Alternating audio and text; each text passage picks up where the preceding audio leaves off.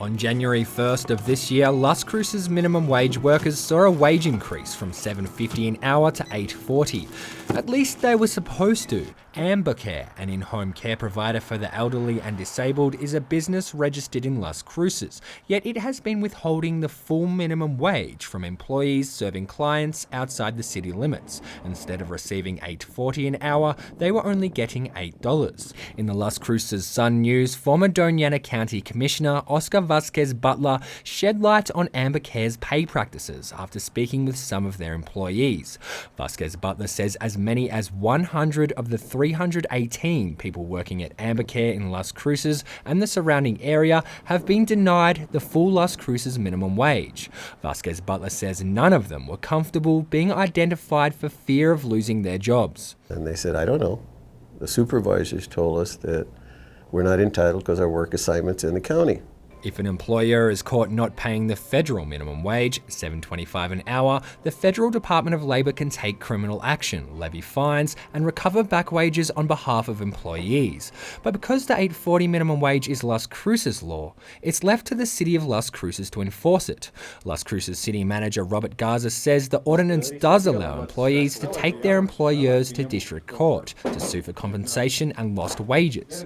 But Garza says since the Las Cruces minimum wage increase went into effect, that hasn't happened, and there have been few legitimate wage violation claims. He also says claims like the ones made against Amber Care can be reconciled by putting employers on notice. So we reached out to that employer and said, hey, you're aware that we have this, obviously you're paying wages, but we received a complaint and we'd like you to, look at the situation.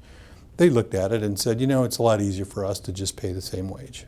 And so compliance. That's what we strive for. KRWG contacted Amber Care CEO Catherine Rasacker-Sharp. She says area employees working outside Las Cruces will now be paid $8.40 an hour. But Amber Care will not provide back pay. Rasacker-Sharp maintains Amber Care was not in violation of the Las Cruces minimum wage law and chose to increase wages to maintain employee morale and service. A positive resolution this time, but if Amber Care or any other organisation chose not to accommodate the city's request, the Las Cruces minimum wage ordinance would be powerless to compel them to comply, leaving low-wage workers to take on the fight for the wage the city has put into law alone in district court. Legal aid may be available for workers who are denied the city's new minimum wage, but as Vasquez Butler points out, the Amber Care employees he's in contact with don't want to be interviewed, let alone take their employer to court. Right now, with the scarcity of work, jobs that don't come easy in this county, they're in fear. They really are in fear. City minimum wage laws in Santa Fe and Albuquerque have faced similar challenges. Last May, Albuquerque added criminal penalties. Anyone who violates the wage law is subject to a $500 fine and up to 90 days in jail. That option was considered by the Las Cruces City Council, but was not adopted on advice from the former city attorney.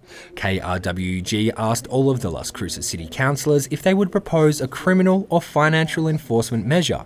All acknowledged the potential need, but only Nathan Small said he was considering such a proposal. It's an issue that needs to be addressed because if folks are paying under the wage, again, it punishes those employers that are playing by the rules, and it punishes employees. City Councillor and Mayor Pro Tem Greg Smith says he would not be the one to introduce an enforcement measure. How many other ordinances are we currently have on the books that we're not fully enforcing? I hate to be complacent about it, but this is one more, or at least one more that's going to be difficult to fully enforce. City Manager Garza says it would require monitoring and administration the city didn't budget for when the law was passed, and it could open a legal can of worms. Can it be done? Yes, but should it be done is the million-dollar question, and I don't have the answer. Oscar Vasquez Butler says, yes, it should be done. He's in contact with many Amber Care workers and says without proper oversight, there might be more low-wage workers being taken advantage of, but too afraid to defend their legal rights. Why have a law if you're not going to worry about monitoring it? They're out citing you for seat belts, right? They're citing you for having a faulty light. They're citing you for not making a signal change. And yet, when you have a wage increase, they're not complying. They're not enforcing it. That is, I think, very negligent on the city's part of not ensuring that employees are getting a wage increase that they passed an ordinance on. The Las Cruces City Council is scheduled to assess the overall impact of the Las Cruces minimum wage ordinance in July. During the same month, Amber Care tells KRWG they will challenge the city's minimum wage law for employees who work outside the city limits. As for Councillor Small, he says the city needs to evaluate business compliance and the best avenues to resolve wage disputes. For KRWG, I'm Simon Thompson.